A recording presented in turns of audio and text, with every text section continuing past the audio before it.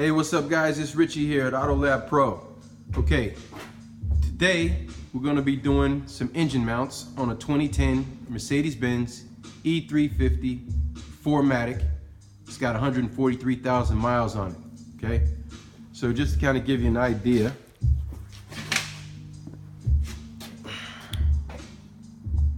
here's your engine. These are your mounts. And basically they cradle your engine and they suppress the vibrations and they suppress the turning forces that you might feel or you're gonna feel when these mounts are dying. So we're gonna replace those and I'm gonna show you how that's done. All right, let's go.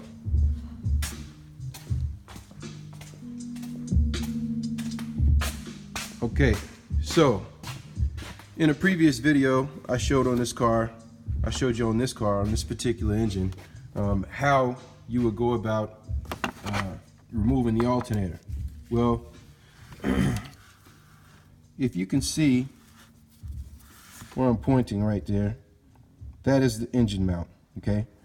We had to remove this alternator that goes here so we can replace that engine mount, okay? That's on the passenger side, all right? Now on the driver's side, that's the engine mount right there. See me pointing at it? Yeah.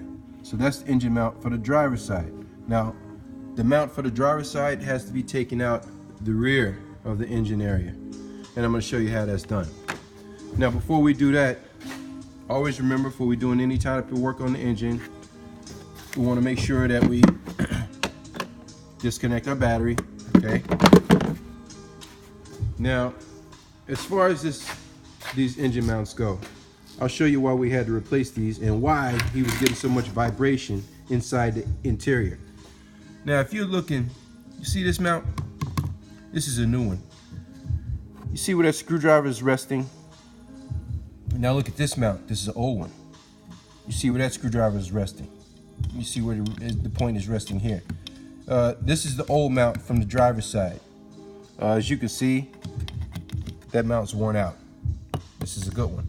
And you gotta understand, it's a lot of weight, okay? These mounts hold the engine, okay? They support the engine, and that's why we replaced this one, because it's worn out, okay? Now, when you're doing this job, you also wanna replace your trans mount. This is a brand new one.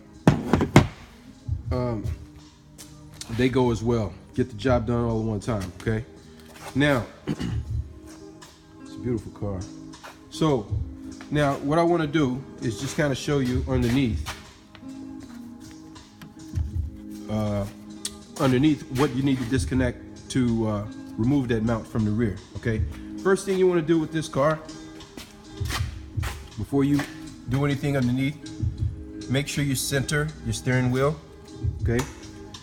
Because what we're going to have to do is, I'm going to go underneath the car here and I'm going to show you.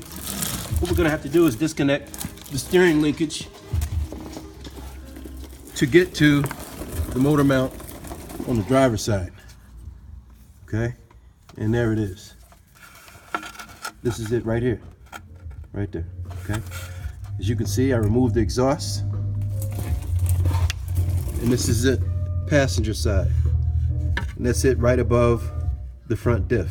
This is a 4MATIC, so it's a differential in the front of this car. And there's the motor mount. This one, the motor mount's gonna come out the front.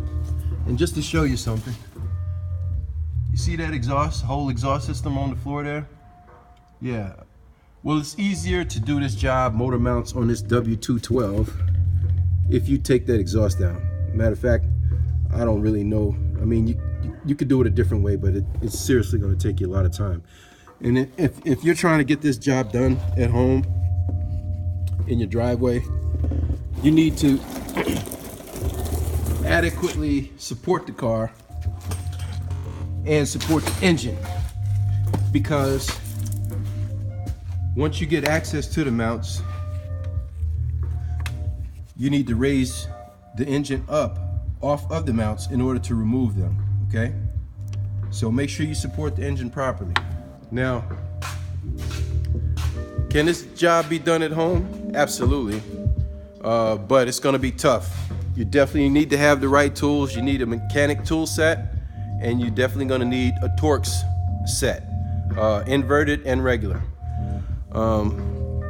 So let's just go over this. To do those mounts on this car, 2010 Mercedes E350 4MATIC. You're going to make sure your steering wheel is straight.